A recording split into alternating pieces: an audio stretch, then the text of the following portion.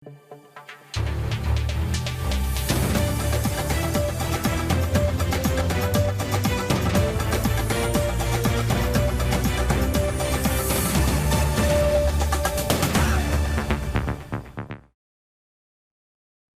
দর্শক, আমি আফজাল হোসেন স্বাগত জানাচ্ছি সম্পাদকীয়তে। শেখ হাসিনার স্বৈরাচারী দুঃশাসনের রক্তক্ষয়ী অধ্যায় পেরিয়ে জুলাই গণঅভ্যুত্থান পূর্ণ করল 2 বছর।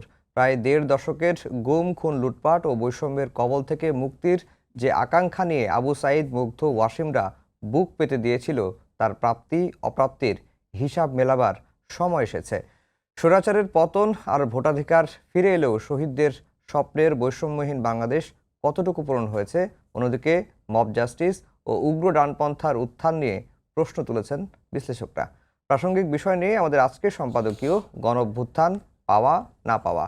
আর এ নিয়ে আলোচনার জন্য স্টুডিওতে আছেন নীলোফার চৌধুরী মনি, সংসদ সদস্য বিএনপি, ডক্টর শিব্বির আহমদ, রাজনৈতিক বিশ্লেষক, এবং আশা করছি অল্প কিছুক্ষণের মধ্যে আমাদের এই আলোচনায় যুক্ত হবেন অনেক রায়, সদস্য, network for people's action NPA.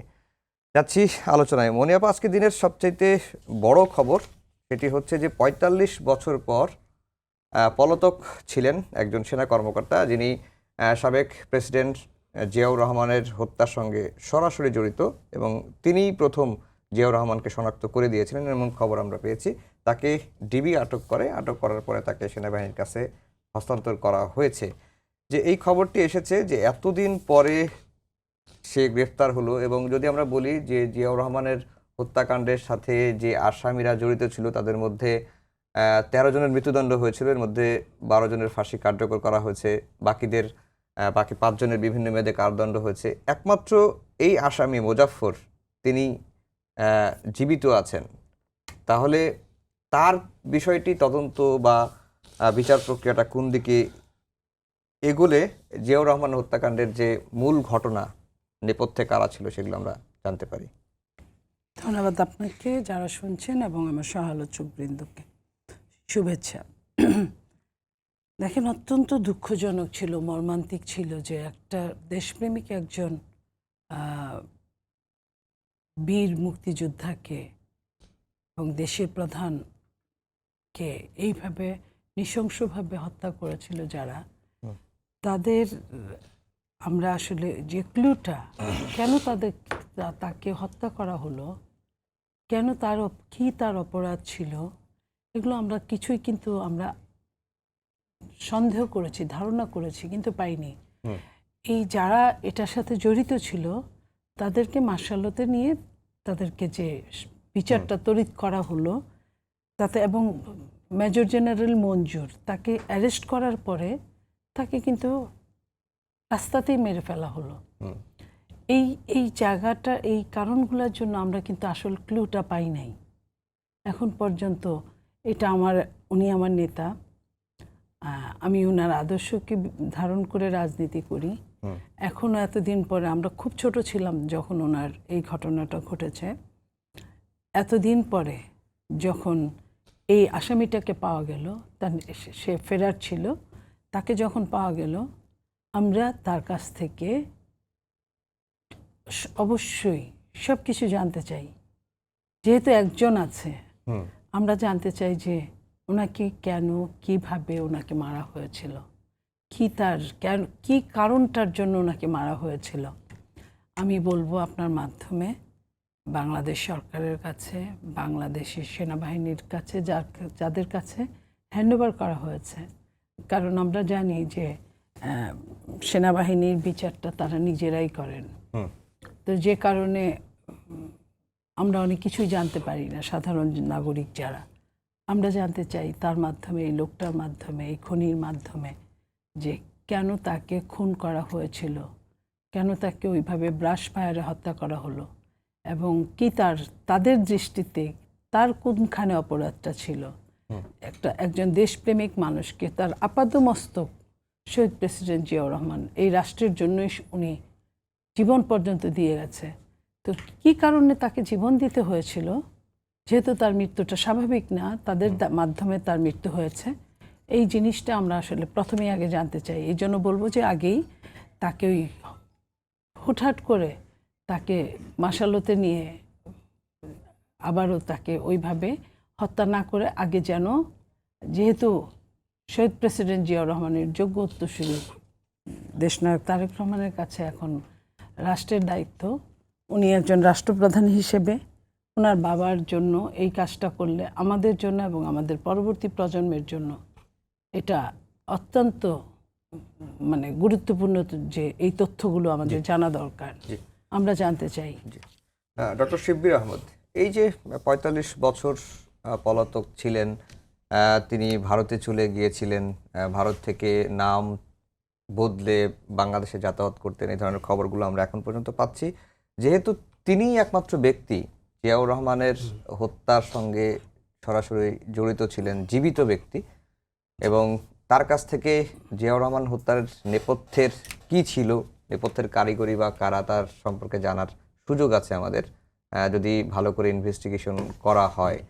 তো আপনার কাছে কি মনে হয় যে তাকে যদি যে প্রক্রিয়ায় এখন সেনাবাহিনীর কাছে হস্তান্তর করা হয়েছে, যেহেতু তার কোর্ট মার্শালের সাজা রয়েছে, সেটি যদি কার্যকর করা হয়, নতুন করে যদি তদন্ত না হয়, জিজ্ঞাসাবাদ না করা হয়, সেটির কি প্রয়োজনীয়তা দেখছেন কিনা আপনি? ধন্যবাদ আপনাকে, আমার সহ-আলোচককে ধন্যবাদ।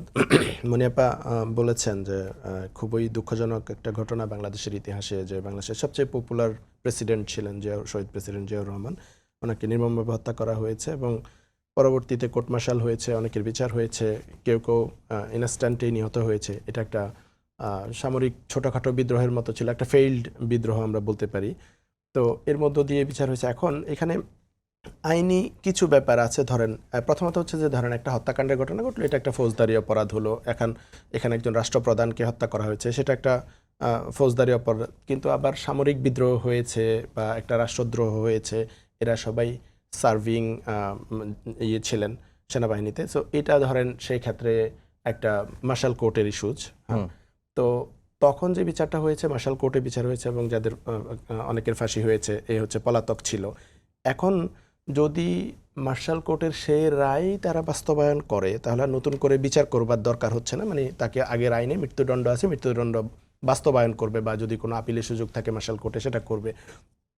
আর যদি মনে করে যে না, যখন মিডিয়ার নিউজে কিন্তু এটা স্পষ্ট না, যেমন ডিবি গ্রেপ্তার করেছে এবং হস্তান্তর করেছে, এখানে বলছে মৃত্যুদণ্ডপ্রাপ্ত একে কোর্ট মার্শাল সম্পন্ন করার জন্য তাকে হস্তান্তর করা হয়েছে। এখন কোর্ট মার্শাল সম্পন্ন করা বলতে আসলে কি বোঝাচ্ছে?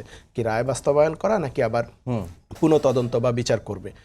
তো এটা গেল একটা আসপেক্ট, যে তারা কি করবে এটা ক্লিয়ার হওয়া দরকার আছে। দ্বিতীয়ত হচ্ছে যে ইভেন ইফ তার আগে মৃত্যুদণ্ড দেওয়া হয়েছে এবং তাকে শাস্তিটা কার্যকর করা হবে, কিন্তু এই যে এত বছর পর্যন্ত সে পলাতক ছিল, আপনি যেটা বললেন নাম বদলিয়ে ইন্ডিয়া বা বাংলাদেশে যাতায়াত করেছে, এখন এত বছর পর্যন্ত সে কোথায় ছিল, কারা তাকে শেল্টার দিয়েছে, তার সাথে আর কেউ এর মধ্যে জড়িত আছে কিনা তাকে শেল্টার দেওয়ার ক্ষেত্রে, বা সেই সময়ের যেহেতু কোর্ট মার্শালে বিচার হয়েছে, আমরা কিন্তু মেজর মঞ্জুরের খুন হয়ে গেছেন, তো আমরা জানি না আসলে এটার উদ্দেশ্যটা কি ছিল, কারা ফান্ডিং করেছে, কারা এর সাথে জড়িত ছিল, এই জিনিসগুলো জানবার এখন সুযোগ এসেছে।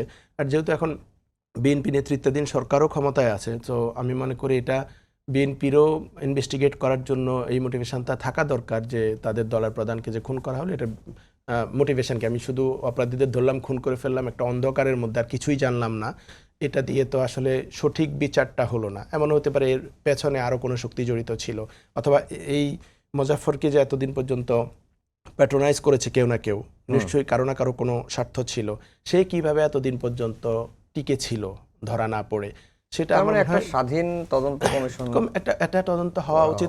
যদি বিচারের জন্য না হয়, ধরলাম সে বিচার হয়েছে, সে অপরাধী, ফাঁসি হয়ে যাবে, এটা ধরেন রায় হয়ে আছে, কিন্তু এই যে এতটা বছর পরে, ৪৫ বছর পরে তাকে মৃত্যুদণ্ডের আসামিকে এত বছর গ্রেপ্তার করা হলো, এত বছর পর, মানে ৪৫ বছর আগেই তার মৃত্যুদণ্ড হওয়া কার্যকর হওয়ার কথা, সে যে ৪৫ বছর এডিশনাল লাইফ পেল তার অপরাধের পরেও, এই সময়ের তার কার্যক্রম, সে কোথায় ছিল, কিভাবে নাম বদলিয়ে দেশে বিদেশে ঘুরেছে, এইটার জন্য হলেও তদন্ত করা উচিত। এবং অবভিয়াসলি যে সেই সময়ে এই হত্যার সাথে মোটিভ কী ছিল, মঞ্জুরের মোটিভ কী ছিল, তাদের বাকিদের মোটিভ কী ছিল, কারা তাদেরকে ইনস্টিগেট করেছে বা ফান্ডিং করেছে, এগুলো আমাদের জানবার দরকার আছে। তো আমি মনে করি যে এটার একটা অধিকতর তদন্ত হওয়া উচিত, এবং সেটা যদি কোর্ট মার্শালেও করতে চাই, সেটা কোর্ট মার্শালের ব্যাপার তো আমরা অনেক সময় জানি না কিছুই, কিন্তু আমার মনে হয় এটা জাতীয় গুরুত্বপূর্ণ ব্যাপার, জনগুরুত্বপূর্ণ ইস্যু। এই ইস্যুর তদন্তের সারসংক্ষেপ হলেও জাতিকে জানানো দরকার আছে। জি, মনিয়াপা, আমরা জুলাই নিয়ে একটু আলোচনা করি, কারণ জুলাই গণ অভ্যুত্থানের 2 বছর প্রাপ্তি অপ্রাপ্তির নানা হিসেব নিকেশের বিষয়গুলো সামনে আসছে। আপনার কাছে যদি মানে বলতে বলি যে আপনার কাছে যদি জানতে চাই যে প্রাপ্তি এবং অপ্রাপ্তির মধ্যে ফারাক কতটুকু? এটা আসলে খুব জটিল প্রশ্ন, কারণ প্রাপ্তি 2 বছর হয়ে গেল। 2 বছরে জুলাই যোদ্ধাদের যে প্রাপ্তি এবং অপ্রাপ্তির ফারাকটা আমার কাছে অনেক লম্বা ফারাক মনে হয়। কারণ যারা যুদ্ধে ছিলেন তারা কিন্তু আপামর জনগণ এবং ছাত্রছাত্রীরা, সামনের কাতারে ছাত্রছাত্রীরা ছিলেন। তারা যারা ছিলেন, আমরা যদি ওই ছবিগুলো আপনাদের কাছে আছে, সবারই আর্কাইভে আছে, আমরা যদি ওই ছবিগুলোকে দেখি, ওই ছবির মানুষগুলোকে কিন্তু এখন আর আমরা দেখি না। তারা যে খুব সুখ নিয়ে হাসি খুশি মুখে বিদায় হয়েছে তাও না। তাদের মধ্যে এক ধরনের যে আমরা কি চাইলাম, কেন আমরা ঠিক লক্ষ্যে পৌঁছতে পারছি না, এই জায়গাটা, এই আমার কাছে মনে হয় ওইখানে অপ্রাপ্তিটা বেশি। আবার প্রাপ্তির জায়গাটায় এত মিসইউজ হয়েছে যে অনেক ক্ষেত্রে মিসইউজ প্রাপ্তির জন্য অনেকেই বিমুখ হয়ে গেছে, যারা সত্যিকার অর্থে দেশপ্রেমিক। দেশপ্রেমিক তো শুধু এক যুগে থাকে না, যুগে যুগে হয়। এবং প্রত্যেকটা এটা পারিবারিক শিক্ষা, নিজের একটা ভেতর থেকে অনুপ্রেরণা, যেটা শক্তি, সেটা সব কিছু মিলে আমি অনেকেই দেখেছি, ডাকসু নির্বাচনেও দেখেছি বা অন্য অন্য নির্বাচন, চাকসু ইকসু এইসবে, সেইখানেও দেখেছি যে অনেকেই আছে যে তারা ওইখানে স্ট্যান্ড করতে না পেরে তাদের নিজেদের মধ্যে থেকে তারা কিন্তু ব্যাক টু দ্য প্যাভিলিয়ন। এখন আর তাদেরকে আমরা দেখি না। এইখানে এই টেবিলগুলোতে যাদের সাথে আমরা দেখতাম বৈষম্য বিরোধী হিসেবে, তাদেরকেও এখন খুব একটা দেখা যায় না। যারা আছেন তাদের মধ্যে এক শ্রেণী আছে একটা, যারা চেতনা বিক্রেতা, সেই মুক্তিযুদ্ধের চেতনার মতো, সেই আপনার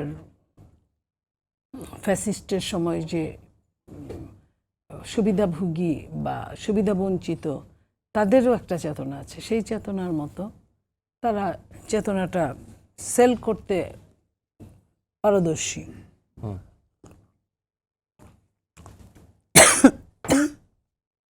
সেইখানে আমরা মনে করি যে এই জায়গাটায় যত গুরুত্ব না দেওয়া হবে, জুলাই কিন্তু দূরে সরে যাবে তার নিজস্ব জায়গা থেকে। মানে এটাকে গুরুত্ব কিভাবে দেবে, মানে দেওয়া উচিত? এটাকে গুরুত্ব দিবে যে কারণে জুলাইটা আমি পারিনি বলেই আপনি আসছেন, সেই কারণটা আপনাকে মনে রাখতে হবে। কেন আমি পারিনি, এবং আমার শূন্যস্থানটা আপনি ফিল আপ করেছেন। সে আমার শূন্যস্থানের জায়গায় যদি আপনিও শূন্যস্থান হয়ে যান, তাহলে তো আবার ওইখানে অভাব বোধ হবে, ওই জায়গাটা আবার ফাঁকা হয়ে যাবে। ওই জায়গাটা যেন ফাঁকা না হয়, সেই জন্য আমরা মনে করি যে এই জায়গাটায় যেহেতু তরুণরা অ্যাডভান্স টিম ছিল, তাদেরকে এটা মনে রাখতে হবে। এবং তরুণদের মধ্যে অনেকের এখন দল হয়েছে, অনেকে অন্যান্যভাবে দল রেজিস্টার দল না হলেও তারা একটা প্ল্যাটফর্ম নিয়েছে। সেই জায়গাগুলো থেকে তাদেরকে এটা অতন্ত্র প্রহরীর মতো পাহারা দিতে হবে। জি, ডক্টর শিব্বির আহমেদ, প্রাপ্তি অপ্রাপ্তির ফারাক আছে। অনেক ক্ষেত্রে দেখা গেছে যে অনেকের জুলাই চেতনাটাকে বা গণ অভ্যুত্থানটাকে ভিন্ন খাতে ব্যবহার করার কারণে অপ্রাপ্তি মানে প্রাপ্তির হিসাবটা অনেক ক্ষেত্রে মিলিয়ে গেছে। সেই ক্ষেত্রে যারা এখনো সক্রিয় আছেন, যারা প্ল্যাটফর্ম করেছেন, দল করেছেন, তরুণদেরকে আর সতর্ক হতে হবে। মনি আপা এটা বলছেন, আপনার মতো? দেখেন, জুলাইয়ের আমি যদি প্রাপ্তির কথা বলি, অনেক প্রাপ্তি আছে আমাদের। জুলাইয়ের আগের সময়ের সাথে যদি নতুন বাংলাদেশকে আমরা তুলনা করি, আমরা ছিলাম একটা গুম, খুন, নির্যাতন, নিপীড়ন, গণহত্যার একটা ফেসিবাদী আমলে, যেখানে আমরা কথা বলতে পারতাম না, আমরা ভয়ে থাকতাম। এরকম একটা ভয়ের সংস্কৃতির মধ্যে ছিলাম। আমাদের স্বজনদেরকে তুলে নিয়ে যাওয়া হয়েছে, আয়নাঘর করা হয়েছে, ক্যাম্পাসগুলোকে ক্যান্টনমেন্ট বানিয়ে রাখা হয়েছিল, শত শত ছাত্রদেরকে ক্যাম্পাসে হত্যা করা হয়েছে, রক্তাক্ত করা হয়েছে, সারা রাত ধরে টর্চার করা হয়েছে আবরার ফাহাদের মতো। তো এরকম বিরোধী দলকে রাস্তায় নামতে দেয় নাই, অফিস খুলতে দেয় নাই, খালেদা জিয়াকে বাড়ি থেকে বের করে দিয়েছে, এক কাপড়ে বাড়িটা ভেঙে ফেলেছে, তারেক রহমানকে দেশে আসতে জানায়, খালেদা জিয়া চিকিৎসা নিতে পারে নাই, খালেদা জিয়াকে নিয়ে সংসদে নানান অকথ্য ভাষায় সংসদে সরকার প্রধান আলোচনা করছে। এরকম একটা অসুস্থ রাজনৈতিক পরিবেশ থেকে আমরা একটা গণতান্ত্রিক প্রক্রিয়ায় আসছি। আমরা একটা নির্বাচন করেছি যেটা সর্বমহলে গৃহীত হয়েছে, একটা পার্টিসিপেটরি ইলেকশন ছিল, ইভেন আওয়ামী লীগের লোকেরাও ভোট দিয়েছে, যে আনন্দের সাথে মানুষ দলে দলে বাসে ট্রেনে লঞ্চে করে গিয়ে ভোট দিয়েছে। এরকম একটা আনন্দমুখর পরিবেশে একটা নির্বাচন হয়েছে, একটা সুন্দর সংসদ আমরা পেয়েছি। তো এটা তো নিঃসন্দেহে জুলাইয়ের প্রাপ্তি। জুলাই না হলে এটা জীবনেও হতে পারতো না। আমাদের যারা জেলে ছিল নেতৃবৃন্দরা তারা বের হয়েছেন, যারা দেশের বাইরে নির্বাসনে ছিলেন তারা দেশে আসতে পেরেছেন, খালেদা জিয়া চিকিৎসা পেয়েছেন, জামাতের নেতারা এই জুডিশিয়াল কিলিংয়ের যারা শহীদ হয়ে গেছেন তো হয়েছেন, যা বাকি ছিলেন যিনি উনি মুক্তি পেয়েছেন, এমপিও হয়েছেন, আয়নাগর থেকে বের হয়ে এমপি হয়েছেন। এ ধরনের অসংখ্য প্রাপ্তি আমাদের আছে। ক্যাম্পাসগুলোতে ছাত্ররা এখন নিরাপদে থাকছে, কোনো হল দখল মারামারি সংঘর্ষ এগুলো নেই। এগুলো অবশ্যই জুলাইয়ের প্রাপ্তি। এখন আমাদের প্রত্যাশা তো আসলে আরও অনেক বেশি ছিল। এখন আমাদের প্রত্যাশার জায়গায় অনেক অপ্রাপ্তি আছে। জুলাইয়ের আগে আমাদের যেমন একটা জাতীয় ঐক্য ছিল, সকল দল মত সব কিছু ভুলে আমরা ঐক্যবদ্ধভাবে ফেসিবাদের বিরুদ্ধে লড়েছিলাম, ভারতীয় আধিপত্যবাদের বিরুদ্ধে লড়েছিলাম। বের হওয়ার পরে এখন যার যার আদর্শ আছে, এটা খুব স্বাভাবিক, আসলে দুনিয়ার সব জায়গাতে গণঅভ্যুত্থানের পরে বিপ্লবের পরে হয়, যার যার দলীয় আদর্শ আছে, দলীয় এজেন্ডা আছে, সেগুলো নিয়ে তারা কাজ করছে, প্রতিযোগিতা করছে। সেখানে কিছু প্রাপ্তি অপ্রাপ্তি আছে। জুলাইয়ের আমাদের একটা বড় আকাঙ্ক্ষার জায়গা ছিল যে আমরা এই ফেসিবাদী খুনিদের বিচার করব।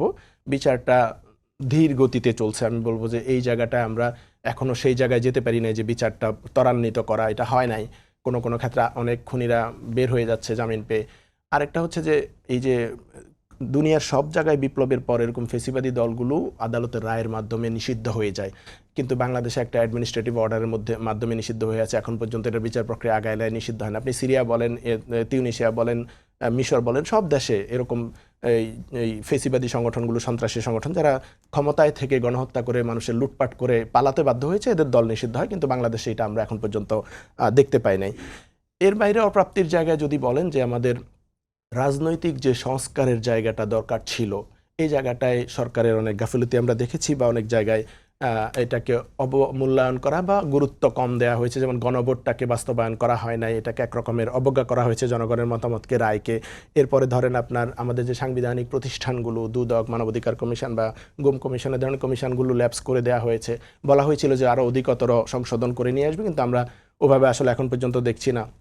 এই রাজনৈতিক কালচারের যে পরিবর্তন হওয়া দরকার ছিল, সংস্কৃতি পরিবর্তন হওয়া ছিল, এই জায়গাটায় আমাদের এখনো অপ্রাপ্তির জায়গা আছে। কিন্তু আমাদের বিচারটা শুরু হয়েছে, এটা একটা প্রাপ্তি, কিন্তু ত্বরান্বিত হচ্ছে না। নির্বাচনটা হয়েছে, গণতান্ত্রিক যাত্রা শুরু হয়েছে, এটা প্রাপ্তি। আমরা আরও অনেক প্রত্যাশা আমাদের ছিল, সেগুলো বাস্তবায়ন হচ্ছে না। সেগুলো বাস্তবায়নের ব্যাপারে সরকার দল, বিরোধী দল সহ সক্রিয় সকল সংগঠনকে অ্যাক্টিভলি ভূমিকা রাখা দরকার। ফেসিবাদের কালো থাবা, যেন ফেসিবাদ নিজে তো কোনোদিন ফিরে আসতেই পারবে না, তারা পালিয়ে গেছে, আসবে না, কিন্তু অন্য কোনো রাজনৈতিক দল বা সংগঠনও যেন ফেসিবাদী চরিত্রের মধ্যে চরিত্র তাদের মধ্যে ফুটে না ওঠে, এটার ব্যাপারেও আমাদের সাবধান থাকা দরকার আছে। অনেকটাই আপনাকে স্বাগত জানাচ্ছি সম্পাদকতে। আমরা শুরুটা যেভাবে আলোচনা দিয়ে শুরু করেছিলাম সেটি হচ্ছে যে ৪৫ বছর পলাতক থাকার পর সাবেক একজন সেনা কর্মকর্তা মুজাফফর আটক হয়েছেন। তিনি শহীদ প্রেসিডেন্ট জিয়াউর রহমান খুনের মামলার আসামি। তাকে ডিবি আটক করেছিল, তাকে সেনাবাহিনীর কাছে হস্তান্তর করা হয়েছে এবং আমরা যতটুকু ডিবির বরাদ্দে জানতে পারছি কোর্ট মার্শালের যে রায় সেটির জন্যই তাকে সেনাবাহিনীর কাছে হস্তান্তর করা হয়েছে। আমার প্রশ্নটা হচ্ছে যে তিনি একমাত্র ব্যক্তি যে জীবিত আছেন, জিয়াউর রহমানকে কেন হত্যা করা হলো, হত্যার নেপথ্যে কারা ছিল সেটি হয়তো আমরা এখনো পর্যন্ত অজানা রয়েছে, তার কাছ থেকে জানা সম্ভব। তো সেদিক দিয়ে তাকে জিজ্ঞাসাবাদের ব্যবস্থা বা কোনো কমিশন গঠন করে মূল রহস্য উদ্ঘাটনের কোনো ব্যবস্থার সুযোগ দেখছেন কিনা, বা আপনার মতামত কি? প্রথমেই ধন্যবাদ জানাই যারা আজকে শুনছেন এবং আমার সাথে আমার যে সহ আলোচকরা উপস্থিত আছেন তাদেরকেও আমার পক্ষ থেকে শুভেচ্ছা জানাই। প্রথমত কথা হলো, বাংলাদেশে এরকম পলিটিক্যাল অ্যাসাসিনেশন আমরা অনেকবার দেখছি। এটা 75-এও আমরা দেখছি, আমরা পরবর্তীতে এটা জিয়াউর রহমান সাবেক রাষ্ট্রপতি, তার সাথেও এটা আমরা হইতে দেখছি। কিন্তু কখনোই আমরা জাতি হিসাবে এই হত্যাকাণ্ডগুলো কিভাবে সংগঠিত হয়েছে, কেন সংগঠিত হয়েছে, এটার পিছনে কি রিজন ছিল, সেই জিনিসগুলো নিয়ে আমরা দেখছি যে কখনোই আসলে খুব একটা সম্মুখে কথা বলা হয় না। এক প্রকার ধামাচাপা দিয়ে রাখার একটা সংস্কৃতি বাংলাদেশে কিন্তু আমরা লক্ষ্য করেছি। এবং এর ফলে আসলে কি হয়েছে, এর ফলে যেটা হয়েছে যে আপনার এই ঘটনাগুলোকে এটা রাজনৈতিক আবহর মধ্যে নিয়ে যাওয়ার জন্য এরকম পলিটিক্যাল অ্যাসাসিনেশন যে একটা প্রচন্ড নেগেটিভ জিনিস, এবং এটা যে কোনো একটা স্বাধীন দেশে এটা যে খুবই মানে আপনি বলতে পারেন যে খুবই নিম্ন এবং খুবই বাজে একটা উদাহরণ হিসেবে একটা স্বাধীন দেশের স্টোরিতে থেকে যায়, এটা থেকে যাওয়ার একটা জায়গাটা অনেক বেশি নষ্ট হয়ে যায়। এবং এর ফলে কি হয়, কারণ যখন আপনি আসলে কেন ঘটছিল সেটাকে যখন আপনি সামনে আনবেন না, তখন যেটা হবে সেটা নিয়ে নানান রকম ডালপালা গজাবে, নানান রকম গুজব হবে। যেমন মনে করেন আমরা কি জানছি, বা আমরা যেহেতু আমরা জানি না আসলে কেন হয়েছে, আমরা কিন্তু অনেকেই জানি যে আমাদের যে সাবেক রাষ্ট্রপতি শহীদ জিয়া উনি অনেক আর্মি অফিসার মারছে, এই জন্য আর্মি অফিসারদের রাগ, তাদের মধ্যে কয়েকজন বিক্ষুব্ধ হয়ে তাকে এসে হত্যা করছে। কিন্তু বিষয়টা কি এত সিম্পল? বিষয়টা তো নিশ্চয়ই এত সিম্পল না। এটার পিছনে নিশ্চয়ই আন্তর্জাতিক মহলের কোনো না কোনো যুক্ততা আছে, এটার নিশ্চয়ই দেশীয় এবং একটা মহলেরও এখানে যুক্ততা আছে। কিন্তু আমরা যেটা লক্ষ্য করলাম যে সেই জিনিসগুলোকে আমরা কখনো আসলে সামনে আনি না। এটা আমাদের আসলে ইতিহাস পাঠের একটা সবচেয়ে বড় সমস্যার জায়গা, যে আপনি দেখবেন যে আমাদের ইতিহাসের যে ঐতিহাসিক ঘটনাগুলো বা বিভিন্ন রকমের যে ঘটনা, বিভিন্ন রকমের বাঁকের মধ্য দিয়ে আমরা গিয়েছি, সেই জিনিসগুলো নিয়ে আসলে যথেষ্ট পরিমাণ তথ্য প্রমাণ উপাত্ত আমাদের এখানে নাই। এবং এটা না থাকার কারণে যেটা হয়েছে, আমাদের ইতিহাস পাঠটা হয়ে যায় অনেক কঠিন এবং অনেক কমপ্লেক্সের। মানে আমাদের ইতিহাস পাঠটাকে আপনি কোনো সরল রেখার মধ্যে আনতে পারবেন না, কারণ হলো এ ব্যাপারে কেউই আসলে সত্যিটা কি সেটা জানে না। ফলে আমরা আশা করি যে আগে কি হয়েছে না হয়েছে সেটা তো নিশ্চয়ই এখন আমরা এসে পরিবর্তন করতে পারবো না, কিন্তু যিনি গ্রেপ্তার হয়েছেন তিনি অন্যতম আসামি এই ঘটনার। ফলে তাকে আসলে কোর্ট মার্শালে দেওয়া, অলরেডি তিনি আমি যদি ভুল করে না দেখি তার বয়সও নাই আর্মি অফিসার হিসেবে থাকার, এবং তাকে গ্রেপ্তারও করেছেন ডিবি। ফলে আমার মনে হয় যে আর্মির কাছে তুলে দেওয়ার থেকে তাকে আসলে বাংলাদেশের আদালতে, বাংলাদেশের আদালত ব্যবস্থা আছে, বিচার ব্যবস্থা আছে, সেইখানে আসলে তার রায়টা কার্যকর হওয়া উচিত। এবং এটার একটা উদাহরণ আমি যদি ভুল করে না থাকি, আমার জাস্ট মনে পড়লো, সেটা হলো শেখ মুজিবুর রহমানের হত্যাকারীদের বিচার কিন্তু কোর্ট মার্শালে কি হয়েছে বলে তো আমার মনে হয় না, তার বিচারটা কিন্তু কোর্টে হয়েছে। ফলে আমরা আশা করব যে উনাকে, যিনি গ্রেপ্তার হয়েছেন, উনাকে কোর্ট মার্শালে না দিয়ে তাকেও আসলে বাংলাদেশের বাংলাদেশের যে আদালত, সেই আদালতে আসলে তার বিচারটা যেন হয়, এবং তার যে সাক্ষ্য সে তিনি কেন করেছেন বা তারা কেন করেছেন, তার পিছনে কে কে আছে, এই জিনিসগুলোও যেন আসলে বের হয়ে আসে। কারণ এগুলো বের হয়ে আসলে আপনি আপনার ইতিহাসটা, আপনার কেন কি হয়েছিল কোন সময়, সেই জিনিসগুলো আপনি জানতে পারবেন, বুঝতে পারবেন, জনগণও এই ব্যাপারে একটা আইডিয়া পাইতে পারবে। আর এই যে প্রাপ্তি অপ্রাপ্তির হিসাব করছিলাম জুলাই গণ অভ্যুত্থান নিয়ে, ডক্টর শিব্বির আহমেদ বা নীলুফার আপা অনেক কথাই বললেন। শিব্বির আহমেদের মূল যে কথাগুলো ছিল যে প্রাপ্তিও অনেক, আর অপ্রাপ্তির ক্ষেত্রে যেটি তিনি বলেছেন যে জুলাই হত্যাযজ্ঞের বিচারের ধীরগতি, ফ্যাসিবাদী দল আওয়ামী লীগকে এখনো আইন আদালতের মাধ্যমে নিষিদ্ধ করা যায়নি, রাজনীতির কালচারের পরিবর্তন হয়নি, রাষ্ট্র যে সংস্কার সেক্ষেত্রে অনেক ক্ষেত্রেই এই সরকারের ব্যর্থতা তিনি দেখছেন। আপনার কাছে প্রাপ্তি অপ্রাপ্তির হিসাবটা কি? প্রথমে যেটা আসলে আমাদের দেখতে হবে যে জুলাই আসলে আমাদের কই নিয়ে যেতে পারত, কোথায় আমাদের নিয়ে যেতে পারত। আমরা যদি সেটা লক্ষ্য করি তাহলে আমরা বুঝবো যে আসলে আমাদের প্রাপ্তির সংখ্যাটা অনেক কম। আমার সহ আলোচক যেই প্রাপ্তিগুলোর কথা বলেছেন সেগুলো নিশ্চয়ই প্রাপ্তি, এগুলোকে আমি অস্বীকার করছি না, কিন্তু আমাদের যে এখানে পৌঁছানোর কথা ছিল সেই তুলনায় এগুলো খুবই কম। বাংলাদেশের মানুষ আরেকবার মানে, এবং এই জুলাই অভ্যুত্থানটা কেন আলাদা, এই অভ্যুত্থানটা পুরোপুরি মানুষের করা। আপনি যদি 90-এর আন্দোলন বলেন, 69-এর আন্দোলন বলেন, গণ অভ্যুত্থানের কথা বলেন, এগুলো অনেক বেশি রাজনৈতিক দল সরাসরি ম্যানিফেস্টেড করে এই আন্দোলনগুলো করছে। এইবারের এই আন্দোলন মানে কোনো রাজনৈতিক দলের হাতেই ছিল না, তারা বলতেও পারবে না কি হবে পরের দিন সকালবেলা, তারা যাই ঘোষণা দেখ না কেন, পুরোটাই ছিল জনগণের হাতে। ফলে আপনি আমাদের যেখানে পৌঁছানোর কথা ছিল সেটার আশেপাশেও তো আমরা পৌঁছাইনি। আমরা যদি লক্ষ্য করি যে আওয়ামী লীগের গুম, তারপর মনে করেন যে আপনার আয়নাঘর, কিংবা মনে করেন ক্রস ফায়ার, এই যে নানান আওয়ামী লীগের ক্রাইম, এই ক্রাইম তো 17 বছর ধরে চলতেছে। কিন্তু মানুষ আসলে কেন 2024-এ এসে রিভোল্ট করলো, এই বিচারটা বাংলাদেশে কোনো রাজনৈতিক দল করে নাই। এটা আপনাকে বিচার করতে হবে যে কোভিডের পর থেকে, আফটার কোভিড, যেভাবে শেখ হাসিনা বাংলাদেশের অর্থনীতিটাকে আসলে এক প্রকারে সংকুচিত করে ফেলছিল, মানুষের জীবন যে ত্রাহিত্যাস অবস্থা হয়েছিল। আমি জাস্ট একটা ছোট উদাহরণ দিব এবং আমি বলবো কেন যে আসলে জুলাইয়ের আসল ফ্যাক্টরটাকে এখন পর্যন্ত বাংলাদেশের রাজনৈতিক দলগুলো কেউই ধরতে পারেনি। সেটা হলো আপনার ভুল করে না থাকলে 17 জুলাই না 18 জুলাই, মানে প্রাইভেট ইউনিভার্সিটির যেদিন বড় মুভমেন্টটা হইলো আপনার 18 তারিখে, পরের দিন 19 তারিখ সকালবেলা আমি যখন মালিবাগের দিকে যাই তখন সেখানে রিক্সাওয়ালারা আন্দোলন করতেছে। কেন রিক্সাওয়ালারা আন্দোলন করতেছে? কারণ আগের দিন তাদের 2 জন রিক্সা চালক এই প্রাইভেট ইউনিভার্সিটি ছাত্ররা যখন আন্দোলন করছিল পুলিশের গুলিতে মারা গেছে। তো তারা যখন আন্দোলন করছে হঠাৎ করে মৌচাক মার্কেটের সামনে থেকে পুলিশ গুলি করতে করতে আগে আসে। ওই দিন ভুল করে না থাকলে ছিল শুক্রবার। যখন আগে আসতেছে তো আমি একটা গলির ভিতরে ঢুকলাম, তো আমি দেখলাম গলির মুখে দাঁড়িয়ে এক বৃদ্ধ চাচা সে চিৎকার করতেছে এবং গালাগালি করতেছে পুলিশকে এবং মানুষকে উদ্বুদ্ধ করতেছে যেন সে পুলিশের সাথে মারামারি করতে যায়। তো আমার মনে হইলো গুলিটা যে কোনো দিকে যাচ্ছে, তিনি বৃদ্ধ, তিনি তো দৌড়াতে পারবেন না। আমি তার একটু টান দিয়ে ভিতরে ঢুকেলাম, গুলির ভিতরে ঢুকে জিজ্ঞেস করলাম যে চাচা আপনার তো বয়স হয়েছে, আপনি এরকম রাস্তা মাঝখানে চলে যান না, হঠাৎ করে পুলিশ আসলে আপনি সরতে পারবেন না, এটা গুলি খেয়ে যাবেন। তখন সে আমার দিকে তাকে আমার বললো যে কাকা আমি তো রিক্সা চালাই, আমি যদি আজকে গুলিটা খায়া যাই তাহলে কালকে সকালবেলা বাড়িতে আর বিকাশ করতে হবে না। তা আপনি কি মনে করেন আজকে ওই 2024 থেকে 2026 মাঝখানে একটা ইন্টারিম গভর্নমেন্ট গেল, তো কেউ এই প্রবলেমটা আইডেন্টিফাই করছে? বাংলাদেশের অর্থনৈতিক অবস্থা বেটারমেন্ট করার জন্য কোনো উদ্যোগ নেওয়া হয়েছে? শুধু এক প্রকার গালগপ্প মারা ছাড়া, গালগপ্প দেওয়া ছাড়া আর কি কিছু করা হয়েছে? আপনি আসেন, আমরা জুলাইয়ের পরে আমরা কি শুধু একটা ইলেকশন চাইছিলাম যে এতগুলা মানুষের মৃত্যুর উপর দিয়ে আমরা শুধু একটা ইলেকশন পাবো? নিশ্চয়ই ইলেকশন আমাদের একটা গুরুত্বপূর্ণ জিনিস ছিল, গণতন্ত্রের জন্য ইলেকশন খুবই গুরুত্বপূর্ণ, সেগুলো নিয়ে কোনো আমার দ্বিমত নাই।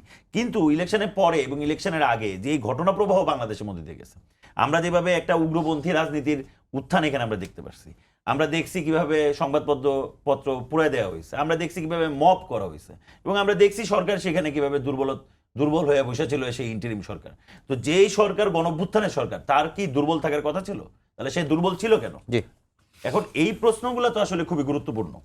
ফলে আপনার কাছে আমি আবার আসবো অনেকটাই। নীলোফার চৌধুরী মনি, আজকে এনসিপির একজন নেতা তিনি অভিযোগ করেছেন বা তার যে মন্তব্য, জুলাই চেতনাকে মুছে ফেলার চেষ্টা করা হচ্ছে, কারা করছেন? দেখেন, এই কথাটা কিন্তু আমি আমার আগের কথাটার মধ্যে কিছুটা বুঝিয়েছি। আমি চাই যে জুলাই বেঁচে থাকুক। 90-কে আমরা হারিয়েছি, 90 তাও অনেক দিন বেঁচে ছিল। এখনো আমরা যখন 90-এর কর্মী নেতা, তখন এই নিয়ে কিন্তু এখনো মানুষ তাকায়। এবং 90-কে মানুষ যেভাবে নিয়েছিল, জুলাইকে আরও বেশি, 90-এর আন্দোলনের চেয়ে অনেক বেশি আন্দোলন হয়েছে জুলাইতে, অনেক প্রাণ হারিয়েছে জুলাইতে, অনেক হাজার হাজার মানুষ আপনার পঙ্গু হয়েছে জুলাইতে। এটা বেঁচে থাকুক, আমি মনে প্রাণে চাই এটা বেঁচে থাকুক।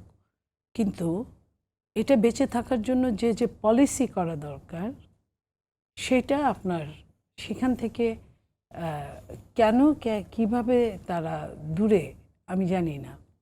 এই জায়গাটাকে টিকিয়ে রাখার জন্য যে আন্তরিকতা, যেটা সবার প্রয়োজন, যখনই আপনি মানে একা আপনি লড়বেন অন্যকে বাদ দিয়ে, জুলাইটা কিন্তু সবার, এটা আমাদের বুঝতে হবে।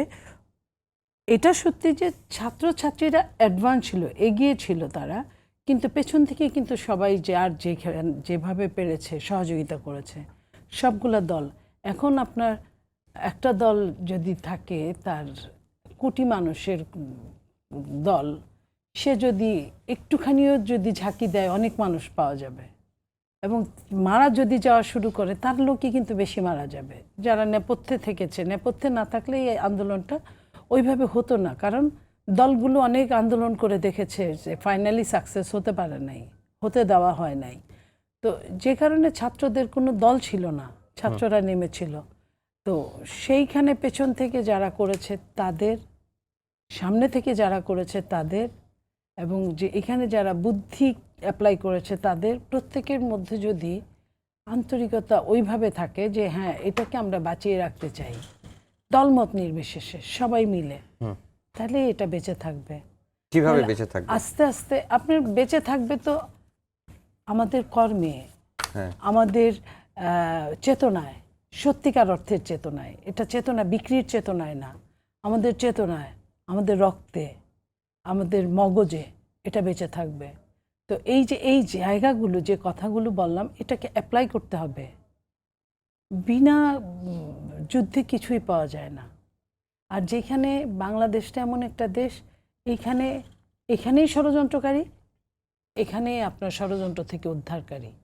সমস্যা হলো এইখানে জাতিগতভাবে আমরা কেন জানি দ্বিধা বিভক্ত। এই যে জাতিগতভাবে, যাতে এই কিছু কিছু জায়গা আছে সেখানে আপনার একদম কি বলে যে জাতিসত্তার এইখানে একক হয়ে থাকতে হবে সবাই মিলে। কিছু কিছু লাইক স্বাধীনতা ৭১, এখানে কোনো আপোষ নাই। ৯০ এখানেও কোনো আপোষ নাই। ২৪ এখানেও কোনো আপোষ নাই। যদিও প্রথমটার কথা বললাম, এটা একটা দেশ, এটা একটা সভরেন, এটা একটা জায়গা, এটা একটা জাতি, সব এক।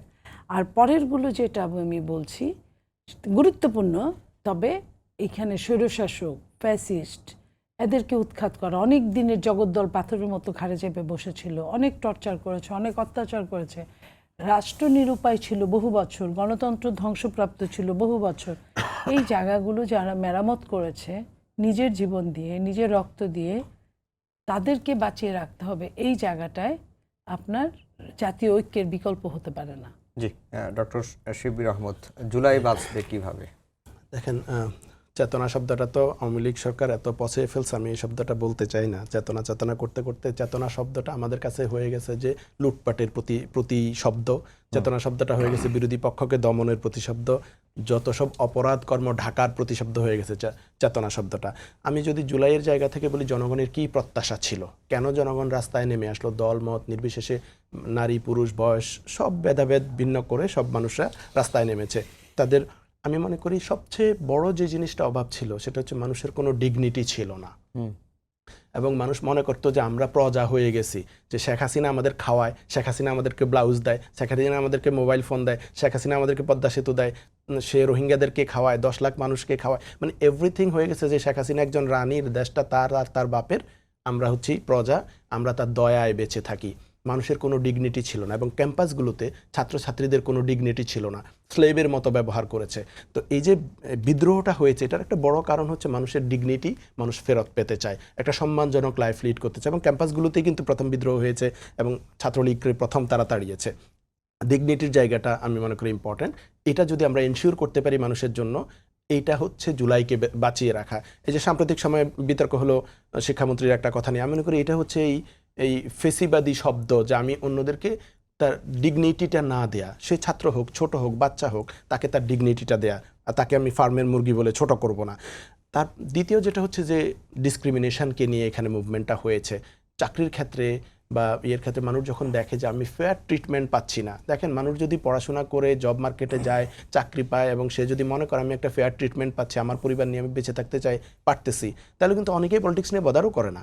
কিন্তু মানুষ দেখলো যে আমি পড়াশোনা করছি, এত স্ট্রাগল করছি, এত কষ্ট করছি, তারপর আমি একটা ফেয়ার ট্রিটমেন্ট পাচ্ছি না। যার মামা খালু পলিটিক্যাল পাওয়ার আছে সে পাচ্ছে, যার কোটা আছে সে পাচ্ছে। তার মানে ডিসক্রিমিনেশনটা তাকে বিদ্রোহী, তার মধ্যে একটা রেজিস্ট্যান্স তৈরি করছে। এইটা একটা মৌলিক জায়গা।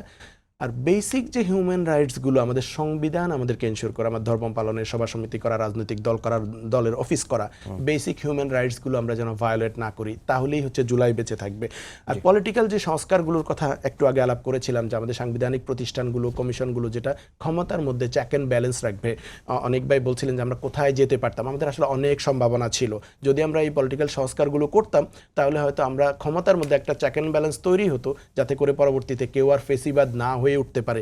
এটা জুলাইয়ের অন্যতম একটা চাওয়া, যে ভবিষ্যতে আর কেউ যেন এরকম ফেসিবাদ, আমরা কতবার গর্জে উঠবো, ভবিষ্যতে যেন কেউ আর এরকম ফেসিবাদী হয়ে উঠতে না পারে। আর লাস্ট আমি যেটা বলতে চাই সেটা হচ্ছে মোস্ট ইম্পর্টেন্টলি যে লুটপাট, চাঁদাবাজি, মানুষ অতিষ্ঠ। ঢাকা শহরের মানুষ যা খরচ করে তার অ্যাটলিস্ট 40% তারা আসলে চাঁদা দেয়। সাম্প্রতিক সময়েও এই যমুনা টিভির বা অন্যান্য টিভির নিউজগুলো দেখলে বুঝবেন যে ঢাকার বাজারে যে জিনিসটা 120 টাকা সেটা বগুড়ায় 37 টাকা। তার মানে এই যে মাঝখানে আস্তে আস্তে দাম বাড়ে চাঁদার কারণে, ঢাকা শহরের মানুষরা জাস্ট আমরা প্রতি মাসে 40% করে আমাদের ইনকাম থেকে চাঁদা দিচ্ছি।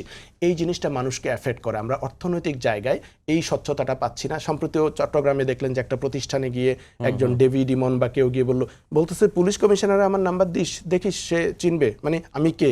তার মানে হচ্ছে সে একটা অপ্রতিরোধ্য শক্তি, তাকে আমি দমাতে পারবো না। চাঁদাবাজির জন্য নানান জায়গায় খুন হচ্ছে, ব্যাকবাটরা নিয়ে, এটা মানুষকে সরাসরি এফেক্ট করে। সর্বশেষ একটা পয়েন্ট আমি বলি, যে আমি জুলাইয়ের পর থেকেই বলছিলাম যে আমাদের একটা ডিআওয়ামিফিকেশন প্রসেসের মধ্য দিয়ে যাওয়া উচিত। আমাদের রাজনীতি কলুষিত হয়ে গেছে, আমাদের সাংবিধানিক প্রতিষ্ঠানগুলো কলুষিত হয়ে গেছে। যেই আচার আচরণগুলো আওয়ামী লীগ ফেসিবাদী সময়ে চর্চা করেছে, এই চর্চাগুলো থেকে ফিরিয়ে নিয়ে আসার জন্য আমাদের একটা বি আওয়ামীকরণ, ডি আওয়ামিফিকেশন প্রসেসের মধ্য দিয়ে যাওয়া উচিত, যেটা ডিনাজিফিকেশন প্রসেস হয়েছিল জার্মানিতে, যে তাদের যে কালচার, তাদের যে কথা, তাদের যে স্লোগান, এখনো আমরা স্লোগান দিই অমুকের চামড়া তুলে নিব আমরা, এই যে এই ফেসিবাদী কালচার রাজনীতি আমাদের মধ্যে এখনো রয়ে গেছে, জিব্বা কেটে ফেলতে চাই আমরা টকশোতে বসে, এই জিনিসগুলো রাজনৈতিকভাবে দলগুলোকে প্রশিক্ষিত করা উচিত একটা ডিঅমিফিকেশন প্রক্রিয়ার মধ্য দিয়ে, তাহলে ইনশাল্লাহ জুলাই বেঁচে থাকবে। অনেকটাই এই যে জুলাই গণ অভ্যুত্থানের আকাঙ্ক্ষা বলি বা চেতনা অনেকে বলতে চান না, সেটাও যদি বলি, বাস্তবায়নে সরকারি দল এবং বিরোধী দল যারা আছেন তাদের অবস্থানটা আপনি কেমন দেখছেন? প্রথমে আমি বলি যে আমরা তো আমাদের জুলাই আন্দোলনের অন্যতম গুরুত্বপূর্ণ এজেন্ডা ছিল আমাদের সার্বভৌমত্ব, তাই তো? আমাদের একটা বড় অভিযোগ ছিল আওয়ামী লীগের এগেনস্টে, যে আওয়ামী লীগ আসলে ভারত থেকে তার রাজনীতি চালায় এবং ভারতের রাজনীতি তিনি করেন। তো আমরা বলতেছি যে আমরা জুলাই আন্দোলনের পরে আমরা সার্বভৌমত্ব রক্ষা করব, আমরা কোনো দেশের সাথে এমন কোনো আচরণ করব না যেন তাদের কথা আমরা মাইনা নিচ্ছি, বিষয়টা এরকম। কিন্তু আপনি লক্ষ্য করেন এত বড় বড় আলাপ এটা আমাদের বর্তমান প্রধানমন্ত্রী তিনিও দিচ্ছেন, জামাতের আমিরও দিচ্ছেন, এমনকি এনসিপির প্রধান নাহিদ ইসলামও দিচ্ছেন। কিন্তু দেখেন এই তিনটা রাজনৈতিক দল মার্কিন চুক্তি নিয়ে কারো কোনো কথা নেই, একদম চুপ, স্পিকটি নট। অন্য সময় আমরা কি দেখছি, যখন আমরা রামপালের বিরুদ্ধে আন্দোলন করতেছি, আওয়ামী লীগ কমসে কম কিছু বুদ্ধিজীবী নামাইছিল যারা প্রমাণ করতে ব্যস্ত হয়েছিল যে রামপাল কত ভালো এবং বাংলাদেশের জন্য কত সুবিধার।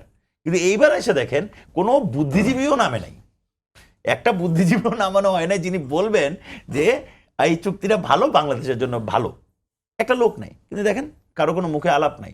তো আমি এদের মুখ থেকে জুলাই চেতনা, জুলাই আকাঙ্ক্ষার গল্প কেন শুনবো? আমার আজকে তো মৌলানা ভাসানীর মতো বলতে হয়। মৌলানা ভাসানী 71-এর পরে বলছিলেন যে আমরা পিন্ডির জিঞ্জির ভেঙেছি, দিল্লির জিঞ্জির পরার জন্য তো না, গোলামি করার জন্য তো না। এখন তো মনে হচ্ছে যে আমরা পিন্ডিরও ভাঙছি, ভারতেরও, দিল্লিরও ভাঙছি, এখন মনে হচ্ছে ওয়াশিংটনের যে গোলামি, সেই গোলামি করার লাইনে বাংলাদেশের প্রত্যেকটা পলিটিক্যাল পার্টি নামছে। দেখেন আপনি সরাসরি, আমি যদি ভুল করে না থাকি, স্বতন্ত্র ক্যান্ডিডেট রুমিন ফারহানা উনি মার্কিন চুক্তি নিয়ে সংসদে প্রশ্ন করলেন, এত কিছুর উত্তর আমাদের স্বরাষ্ট্রমন্ত্রী দেন, এত কিছুর উত্তর আমাদের বাকি মন্ত্রীরা দেন, এই বিষয়ে কেউ কোনো কথা বলতেছে না। মানে কমসে কম ডিবেট করতে আসেন। আমরা প্রবলেম এরাইজ করতেছি, আমরা বলতেছি এই চুক্তি বাংলাদেশের আইটি সেক্টর নষ্ট করবে, এই চুক্তি বাংলাদেশের উদ্যোক্তাদের নষ্ট করবে, এই চুক্তি বাংলাদেশের ব্যবসায় নষ্ট করবে, কিন্তু কেউ একটা কথা বলতে আসতেছে না। আমি এদের মুখ থেকে তাদের পারফরমেন্স, এই একটা ঘটনা দিয়েই তো বিচার করা যায়। আপনার তো ধৈর্য বিচার করার দরকার নাই। গুম কমিশন বন্ধ করে দেয়, আমরা দেখি যে আসলে জামাতের বিরোধী দলের খুব একটা প্রবলেম নেই, একটু মাঠ গরম করা হইলেই যথেষ্ট, একটু দুই একটা বক্তব্য দিলেই যথেষ্ট। তা আমরা তাদের কাছ থেকে কি আশা করতে পারবো? কেন জুলাই আসলে বেহাত হয়ে গেল? জুলাই কিভাবে জনগণের হাত থেকে বেহাত হয়ে গেল, এটা তো এই পার্লামেন্ট দেখলেই বোঝা যায়। এই পার্লামেন্ট তো জুলাইয়ের কথা বলতেছে না, এই পার্লামেন্ট তো জুলাইয়ের কথা বলার জন্যও নাই। এখন জুলাইটা হয়ে গেছে অনেকটা ওই যে জুলাই আমাদের অনেকজন শহীদ হয়েছেন, আমরা সেই শহীদের রক্ত, এগুলো মুখস্থ কথাবার্তা। এগুলো আপনি চ্যাটজিপিটিতে বলেন, চ্যাটজিপিটি সুন্দর করে লিখে দিবে, আপনি দাঁড়ায় দাঁড়ায় এগুলো বলতে থাকেন, আর আপনারা ভাববেন যে জুলাই চেতনা খুব বাঁচায় রাখতেছি আমরা, কথায় কথায় জুলাই চেতনা বলবো, কিন্তু নিজেরা সার্বভৌমত্বের জন্য লড়াই করব, বর্ডারে চলে যাব, জনগণ নিয়ে ইন্ডিয়া দখল করে ফেলবো, ঠিক আছে, এরকম আলাপ আপনি দিতে থাকবেন। আপনার দেশে এত বড় একটা চুক্তি হয়ে গেল, ইলেকশনে 2 দিন আগে একটা অনির্বাচিত সরকারের কেন এত দরকার পড়লো এই চুক্তি করার? এবং পরবর্তীতে একটা নির্বাচিত সরকার আইসা সেই নির্বাচিত সরকার কেন এটা পার্লামেন্টে তুলতেছে না? আপনি দেখবেন কোনো কথা নেই। তার মানে কি? নিশ্চয়ই এটা কোনো না কোনো জায়গায় নেগোসিয়েশন হয়ে গেছে এই টেবিলে, যে এটা তাদের মানতে হবে। তো তারা যদি মনে করে, ইন্ডিয়া শেখ হাসিনাও তো মনে করছিল যে ভারতের একটা সাপোর্ট আমি যদি পাই, আমি বাংলাদেশে ক্ষমতাটা বেশ টিকায় চলে যেতে পারবো। তো আজকে যদি বিএনপি, জামাত, এনসিপি মনে করে যে ওয়াশিংটনের একটা সাপোর্ট, প্রচ্ছন্ন সাপোর্ট দিয়ে আমি চলে যাব, সম্ভব না। বাংলাদেশ পিন্ডিরও শৃঙ্খল ভঙ্গ করছে, 2024-এ এসে আমরা ভারতের এবং দিল্লির শৃঙ্খলা ভঙ্গ করছি, আমরা ওয়াশিংটনের শৃঙ্খলা ভঙ্গ করব।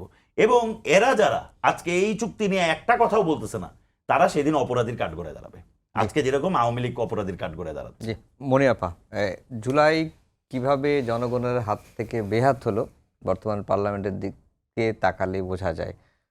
যে আমরা স্বাধীনতা সার্বভৌমত্বের কথা বলি, জুলাই আন্দোলনের সময় বলেছি যে দিল্লি না ঢাকা, এখন আমরা ওয়াশিংটনের দিকে চলে গেছি, কিন্তু যে চুক্তিটা হয়েছে চুক্তি নিয়ে কোনো রাজনৈতিক দলই কোনো কথা বলে না। দেখেন, জুলাই এখনো ব্যাহত হয় নাই।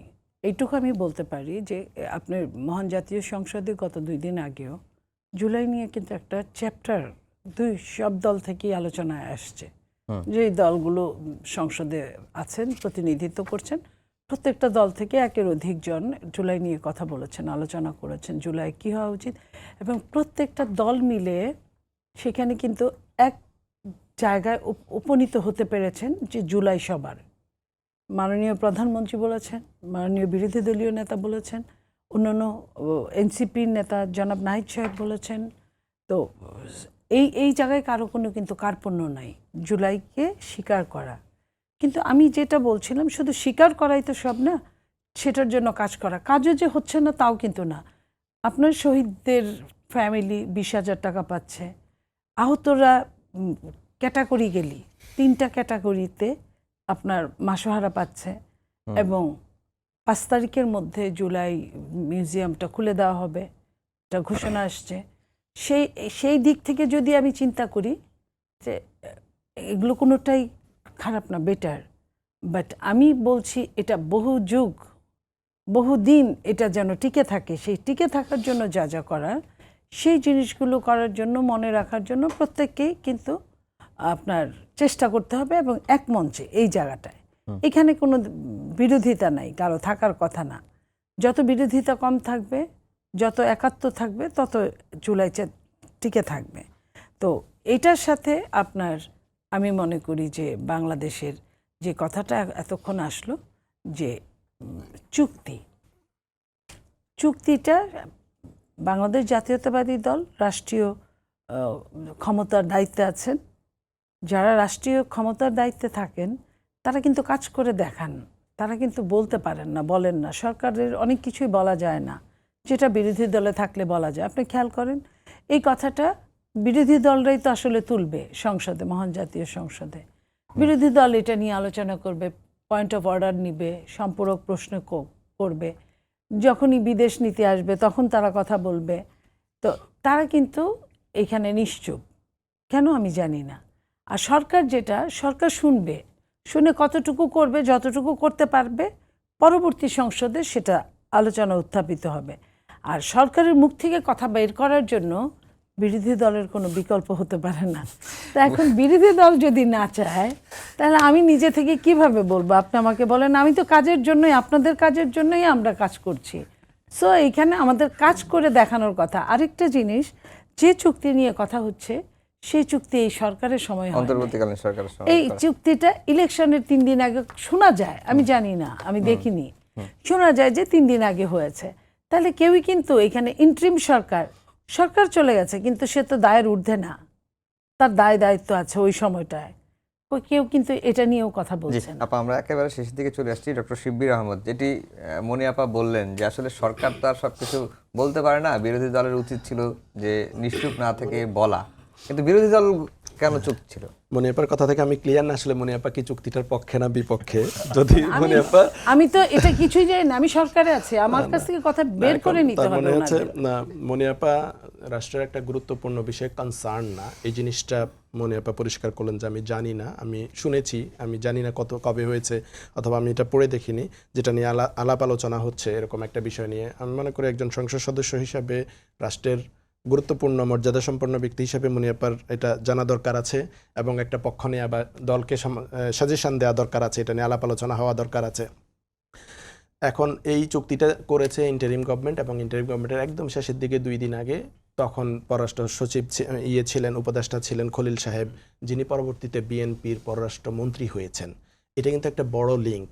দেখেন, যিনি এই চুক্তিটা করেছেন বলে ধরে নেওয়া হচ্ছে, যিনি আমেরিকার সাথে কন্ট্যাক্ট করেছেন, তাকে বিএনপি পররাষ্ট্রমন্ত্রী করেছে, যিনি বিএনপি করেন না, কোনোদিন করেন নাই, এবং এটা এক ধরনের কনফ্লিক্ট অফ ইন্টারেস্ট ছিল, সেটা ভায়োলেশন করে বিএনপি মন্ত্রী বানিয়েছে। তার মানে হচ্ছে এবং যার বিরুদ্ধে বিএনপি একসময় আন্দোলনও করেছে, বক্তৃতা বিবৃতি দিয়েছে যে ওনাকে সরাতে হবে। সরকারও তো বলেছিল সব দলের সাথে আলোচনা করে এটা করা। এই যে সব দলগুলো বলছে যে আমরা জানি না, কিন্তু যিনি জানেন, লাইন বলতে চাই, বিএনপি সরকার তো জুনায়েদ সাকিও বিএনপি করেন নাই, ববি হাজ্জাজও বিএনপি করেন নাই, আপনার এটা কি হচ্ছে বলে একটা জোট ছিল। আরো যারা আছেন, রাজনৈতিক দল। হ্যাঁ না, নুরুল হক, নুরুল হক, এটা নুরও আপা, বিএনপি করেন ওই নাই দুইটা তো, আসলে এবং comparable না। জাহিদ, ডাক্তার জাহিদও বিএনপি করেন না, তিতুমির সাহেবও বিএনপি না, করেন এটা না। এটা কম্পারেবল না কেন? কারণ ধরেন ববি হাজ্জাজ বা নুরুল হক নূর অথবা জুনায়েদ সাকি, এনারা conflict of রাজনৈতিক দল interest এবং একটা বিষয় ছিল। রাজনৈতিকভাবে ঐক্য করে ইলেকশন করে এমপি হয়ে আসছেন। রাজনৈতিক দলের বাইরে ইন্টারিম গভর্নমেন্টের কাউকে কিন্তু এই সরকারে নেওয়ার কথা না, জেনারেল পারসেপশন থেকে, কিন্তু তাকে নেওয়া হয়েছে। তার মানে হচ্ছে এখানে কোনো একটা আরও ইন্টারেস্ট গভর্নমেন্টের ছিল। তো এইটা আমি অনেকের সাথে একমত, এই ধরনের ইস্যুজ নিয়ে আলোচনা করা দরকার। সরকারের স্বচ্ছতা ইনশিওর করা দরকার। যে একটা চুক্তি হয়েছে আমাদের আসার 3 দিন আগে, এই চুক্তিটাই এই ভালো মন্দ দিক আছে, এই কারণে আমরা এগ্রি করছি, এই কারণে এগ্রি করছি না। অথবা অ্যাটলিস্ট এটা বলা যায়, দেখেন যে সরকারটা করেছিল তারা জনগণের সরকার ছিল না, এখন আমরা জনগণের ভোট নিয়ে আসছি, আমাদের একটা দায়বদ্ধতা আছে জনগণের প্রতি, আমরা জনগণের পক্ষ থেকে আমাদের উপর চাপ আছে, আমরা কিছু জিনিস রিভিউ করি। মালয়েশিয়া তো রিভিউ করেছে, সরকার চাইলে কিছু জিনিস রিভিউ করতে পারে। আমার মতে এটা নিয়ে একটু আলাপ আলোচনা হওয়া, রিভিউ করা, এটা তো করাই যায়। হয়তো এমনও হতে পারে যে রিভিউ করে কিচ্ছু হবে না, কিন্তু এইটা বোঝানো যে দেখেন আপনাদের সাথে যে চুক্তিটা আছে, একটা ডিসক্লোজার ক্লজ দিয়ে রাখছেন, এটা নিয়ে আমাদের জনগণের মধ্যে ক্ষোভ আছে, তাহলে অন্তত ভবিষ্যতে এ ধরনের কিছু হওয়ার ক্ষেত্রে চাপটা সামলানো যাবে, যে না, জনগণের আমার জবাবদিহিতা করতে হবে জনগণের কাছে। এই জিনিসটা সরকারের দিক থেকে তো আমি এক্সপেক্ট করতেই পারি। অনেকটাই, যেটা হচ্ছে যে সরকার আসলে সবকিছু ডিসক্লোজ করতে পারে না, যেটি মনিয়াপা বললেন, কিন্তু বিরোধী দলগুলো তো সংসদে হোক বাইরে হোক চাপ দিবে, কথা বলবে, সরকারের কাছ থেকে কথা বের করার চেষ্টা করবে, কিন্তু বিরোধী দলগুলো নিশ্চুপ। না, এখান থেকে তো আমি বলতেছি যে এই পার্লামেন্টটা আসলে কোন দিকে যাচ্ছে, এই পার্লামেন্টটা দেখতে কেমন লাগতেছে। আমি যেখানে কম দামে গম কিনতে পারতাম, এই চুক্তির কারণে আমাকে এখন বেশি দামে আমেরিকা থেকে গম কিনতে দিতেছে। আমার তো অনেক টাকা নাই, আমার সামনের 15 বছরে কয়টা বোয়িং বিমান কিনতে হবে সেটা তো আমেরিকা ঠিক করতে পারে না। আমার কয়টা বোয়িং বিমান লাগবে না লাগবে এটা তো আমি ঠিক করবো। দরকার বলে আমার বেশি লাগবে, হয়তো আমি আমেরিকা থেকেই নিব, বা দরকার বলে কম লাগবে আমি অন্য দেশ থেকে নিব, যেখানে আমি কমে পাবো সেখান থেকে নিব। তো এটা তো অন্য কারোর উপর ডিপেন্ড করে না। আমাদের কথা হইলো, আমার মনে আছে আমরা এনপিএ থেকে যখন পার্লামেন্টের সামনে প্রথম কর্মসূচি পালন করলাম, এবং আমরা স্পষ্টভাবে দাবি জানাইলাম যে এই পার্লামেন্টে এই এজেন্ডা তুলতে হবে, তুইলে এটার উপরে রিভিউ আলোচনা হইতে হবে, দরকার পড়লে আমেরিকার সাথে পুনরায় রিনেগোশিয়েট করতে হবে। কারণ আমি তো আমার সবকিছু দিয়ে দিব না, এক গার্মেন্টসের বাঁচানোর আলাপ করে আমি তো আমার সব দিয়ে দিতে পারি না। আমার টোটাল এখানে আপনি মনে করেন আজকে একটা আমেরিকান আইটি কোম্পানি যদি বাংলাদেশে আসে, তাকে আপনি যা সুবিধা দিবেন, ঠিক একই একটা বাংলাদেশের তরুণ উদ্যোক্তা যদি একটা আইটি ফার্ম তৈরি করে, তাকেও সমান সুযোগ দিতে হবে, মানে সমান দিতে হবে। তাহলে আপনি তো আপনার তরুণ যে, তার জন্য নিশ্চয়ই একটু ট্যাক্স রিডাকশন রাখবেন, কারণ আপনার তরুণ উদ্যোগটা যেন গড়ে ওঠে। কিন্তু আপনি সেটা রাখতে পারতেছেন না কেন? কারণ আপনার তো তাহলে আমেরিকান কোম্পানিটারও ট্যাক্স রিডাকশন দিতে হবে। তাহলে আমার লাভটা কি হলো? আমি যদি এখন ট্যাক্স বেশি বাড়ায় দিই, যে আমি আমেরিকানদের কাছ থেকে টাকাটা আদায় করে নিতে হবে, তাহলে তো আপনার দেশে কোনো তরুণ উদ্যোক্তা তৈরি হবে না। আবার আপনি যদি আপনার তরুণ উদ্যোক্তার জন্য ট্যাক্স রিডাকশন দেন, ওইটাই আমেরিকান কোম্পানির উপরও যদি পড়ে, তাহলে আমেরিকান কোম্পানি বেশি মুনাফা করে নিয়ে চলে যাবে আপনার দেশ থেকে। আপনি কি করবেন এখানে? ফলে ন্যূনতম গার্ডস তো দেখাইতে হবে সরকারের। সরকার তো জনগণের ভোটে আসছে, আপনার বিরোধী দল কি করতে পারলো কি করতে পারলো না সেই আলোচনার থেকে তো বেশি গুরুত্বপূর্ণ হইলো আপনার জনগণের ভোট আপনার পক্ষে গেছে, জনগণ আপনাকে ভোট দিছে, তো সেই ভোটের যে আমানত সেটা আপনার রক্ষা করতে হবে না, সেই বিশ্বাস আপনার রক্ষা করতে হবে না। আপনার কি মনে হচ্ছে আপনি আজকে কোনো কথা বলবেন না আমেরিকান চুক্তি নিয়ে, আজকে থেকে 1-1.5 বছরের মধ্যে বাংলাদেশের অর্থনীতিতে সেটা প্রভাব পড়বে না? জনগণ সেটা বুঝবে না? জনগণ বোঝে না? আপনি কি মনে করেন যে আপনারা বিভিন্ন বৈদেশিক দেশের সাথে হিসাব নিকাশ মিলে সরকারে বসে থাকতে পারবেন? তাহলে তো শেখ হাসিনাও পারতো, শেখ হাসিনা পারে নাই, ফলে এখানে অন্য কেউ পারবে না। জি, আমরা একেবারে শেষ পর্যায়ে চলে এসেছি, 1 মিনিট সময় আছে। যেই গুরুত্বপূর্ণ একটা পয়েন্ট ছিল যে বিরোধী দল চুপ থাকলো কি থাকলো না, সেটি সরকারের দল কেন আমলে নেবে? সরকার তো জনগণের ভোটে ক্ষমতায় আসছে, জনগণের কাছে সরকারের জবাব দিতে আছে, জনগণ কেন ক্লিয়ার? সরকার জনগণের জবাবদিহিতা করার জন্যই কাজ করছে। কাজ করলে প্রথম দিনই যে বলতে হবে এমন তো কোনো কথা না। আমি আপনাকে মনে করিয়ে দিচ্ছি, বিরোধী দল গণতন্ত্রের সবচেয়ে বড় শক্তি। বিরোধী দল বাধ্য করে সরকারকে কথা বলতে, সরকারকে জবাবদিহি করতে। বিরোধী দল একটা ছায়া সরকার, তো বিরোধী দল এত বড় ঘটনা, এবং এই বিরোধী দলের উপর দিয়েও যাওয়ার কথা না, সরকারের দলের উপর দিয়েও যাওয়ার কথা না, কারণ তারা দুইজনের কেউই সরকার এবং বিরোধী দলে ছিল না সেই দিন। তাহলে কেন তারা কথা বলছে না? আমি যদি বলি, ওনারা তো অন্য দেশ থেকে আসে নাই, এই দেশেরই নাগরিক বিরোধী দল, তাহলে কেন তারা বলবে না? সরকার, আমি বলছি সরকার কাজ করছে, সরকার হয়তো বা নিজে থেকে যতটুকু পারবে ততটুকু তো তুলবে। এখানে আরেকটা কথা আসছে যে গমটা আমি বেশি দামে কিনলাম কেন?